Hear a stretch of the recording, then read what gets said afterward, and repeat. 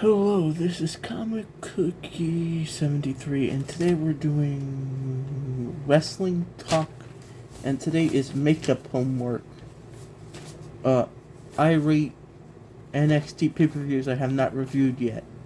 I will do Stand and Deliver, and assuming Halloween Havoc and Deadline when they come out, because I only want to do 3 at a time, so there will be a part 2 to this homework thing I'm calling it, called I Rate Homework, where this will be the only year I watch every single WWE show. I might even consider adding the Worlds Collide I didn't do, so I can make sure I definitely do everything. So let's begin with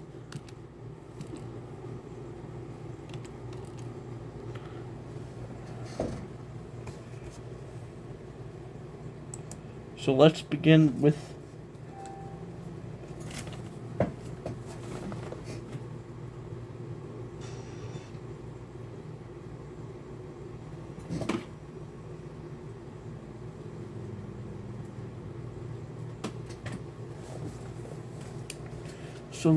begin with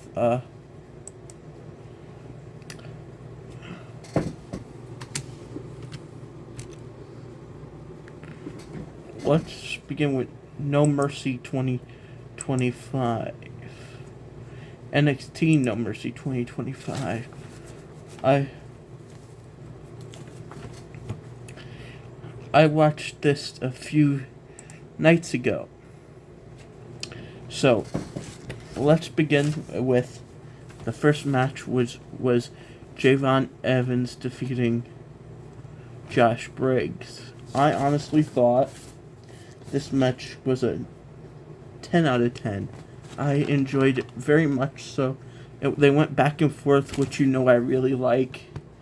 So overall, it was not much to complain about. If anything, I was originally going to give it a 7, but then it started picking up near the end, which led it getting to a 10. This is going to be a longer one, but hey, this is a good start to the NXT show. A good start. It gets better from here. The next match is Sol Ruca defending the Speed Championship against Jada Parker. I gave this match a 6 out of 10.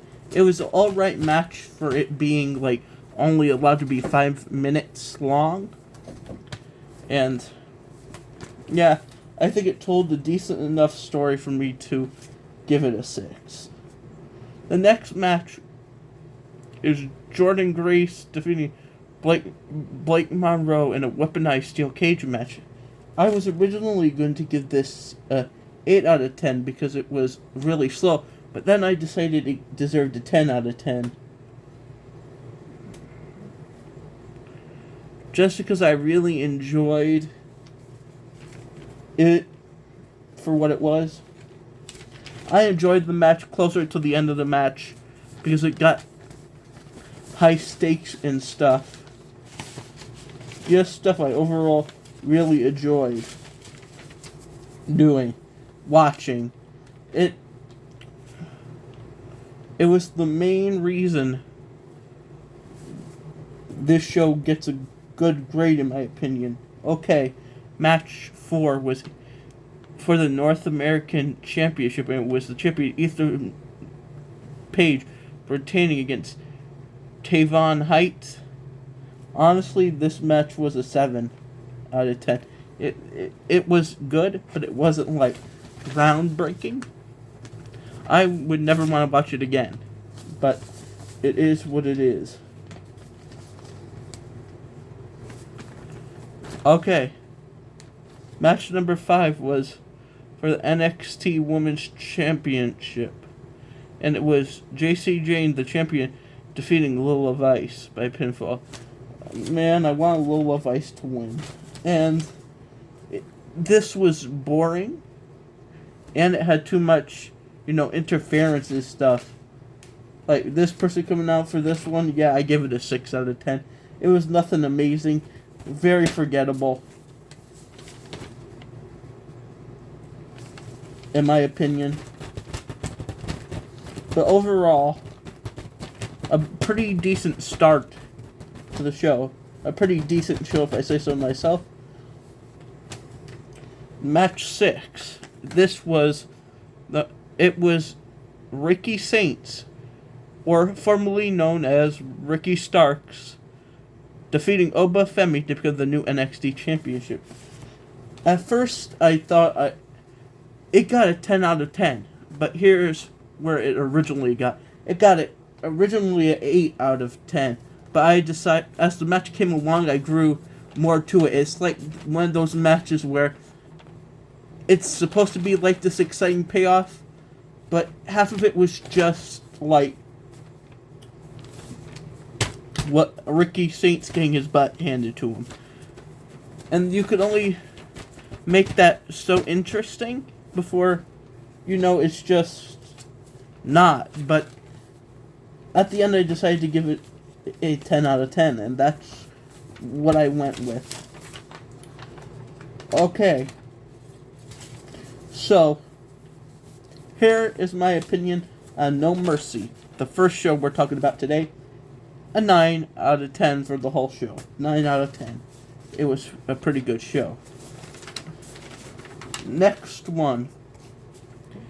NXT Heatwave.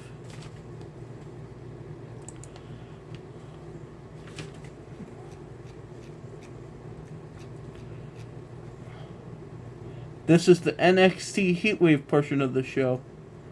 And this is a triple threat match to determine the number one contender for the NXT Women's Champion, where Lola Vice defeated Jada Parker and Kalani Jordan. I gave this match a 10 out of 10. I thought it told a good story in the ring. They went back and forth, and I just really enjoyed this. I really enjoyed the match for what it was. And that's more than I can say about half of the WWE stuff today. If you notice anything about my main WWE reviews, nothing ever got this. This show is the pinnacle of this. This was like a good match to get the crowd hyped up for what was to come. The next match was Dark Slate, Davon Lennox and Oris Griffin, and defeating Hank and Tank to become the new NXT Tag Team Champion. I know this might be crazy, but I give this match an 11. I really enjoyed it. They went back and forth. That's the kind of matches I enjoy. If you've been here a long time, I like back and forth matches. But this one just told an interesting story, and Dark Slate ended up winning the match. I thought it was a pretty decent showing. Yeah, if I say so myself. Match 3. Ashby is for the TNA Knockouts Women's Champion, which was Ash by Elegance, aka Dana Brooke, defeating the champion JC Jane and Marshall Slemovich. Honestly, this was the most brutal looking woman match I ever seen in my whole life. Like, they killed each other. It looked brutal, and it most definitely was. This one also got an 11. I was going to take a point away because they had a rope break in a triple threat match with no rules. And the referee injected people, which is also against triple threat rules in a way, because there is no rules. You could have people out with you in triple threats. It's not against the rules, because there's no disqualifications in triple threats, unless you changed it. But nonetheless, it still got an 11. Thought it was a pretty good match.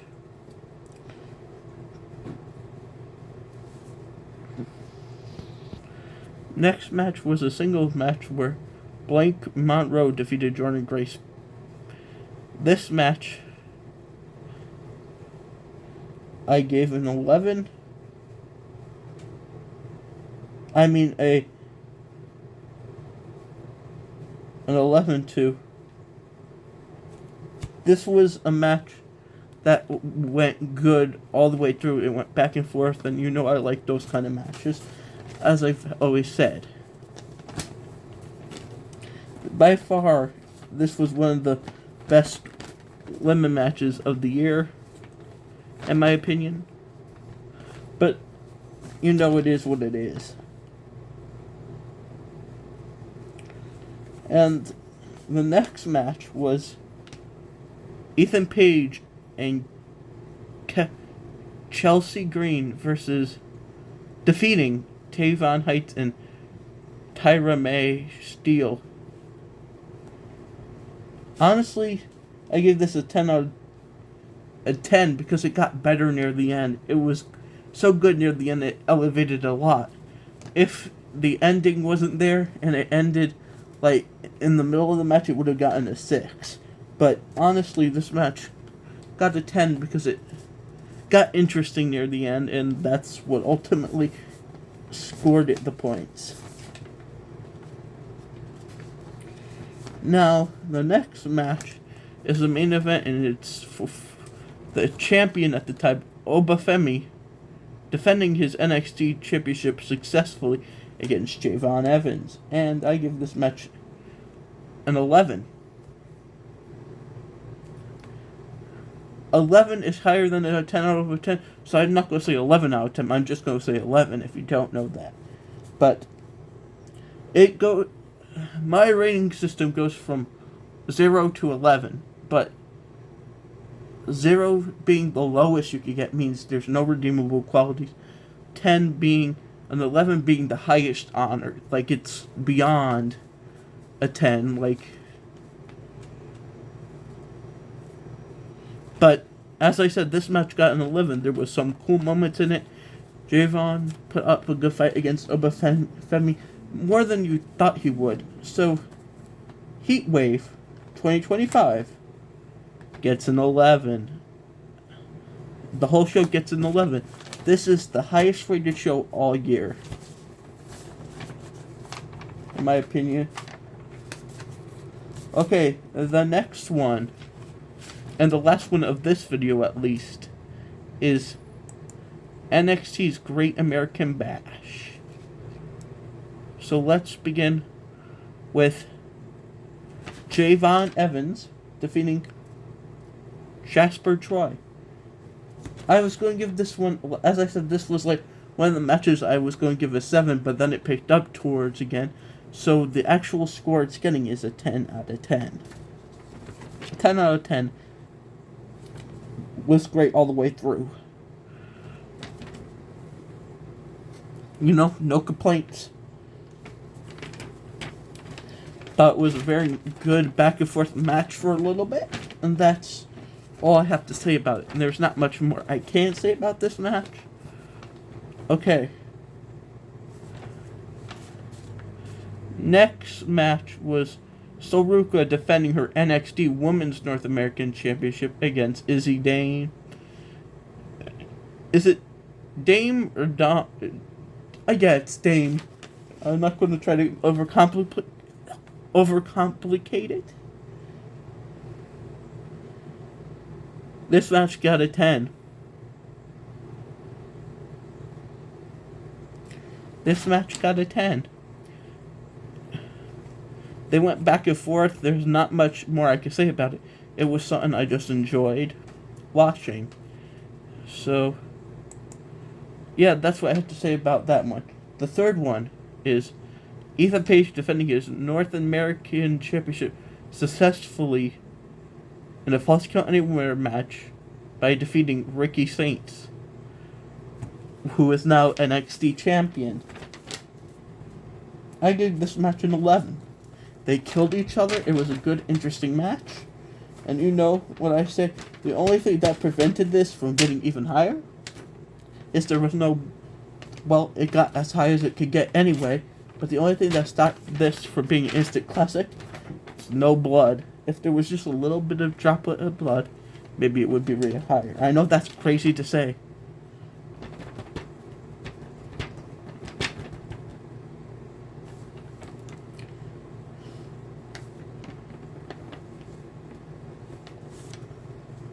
Okay, the next match was Obafemi defending his NXT championship successfully against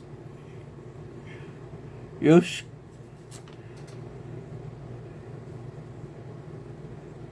Inamura.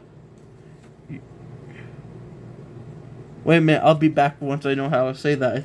Obafemi defeated Yoshiki Inamura to retain the NXT championship. A 10 out of 10. There's nothing more I can say. This was physical. And Josh Briggs,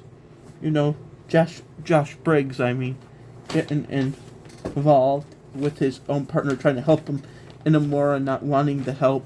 It told a fantastic story, and honestly,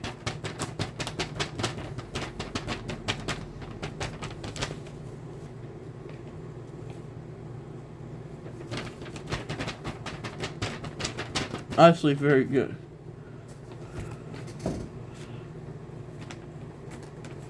Oh man, this is... You want me to tell you what? Now that this is... Here is where things go sour. I'm just going to ignore what I put on this paper, because I definitely remember how bad this was. I think at the time... The next match was the main event, which was Jordan Grace and Blake Monroe defeating Fatal Influence, JC Jane, and Fallon Henley. Not Henry, Henley. But, what I give this match is a... I'm going to agree with this, 9 out of 10. If it didn't pick up, it would have been a 0. But it did pick up. This match was one of those originally where I thought there was no redeeming qualities about it. It was boring, and then it picked up near the end. And it was a 7, I think I originally gave it, and then it came up. But, it is what it is. It's a 9, which means the Great American Bash gets a 10 out of 10. And that is the pay-per-view rating.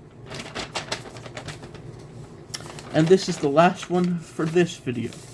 Next one, I'm going to do the other 4 that I missed.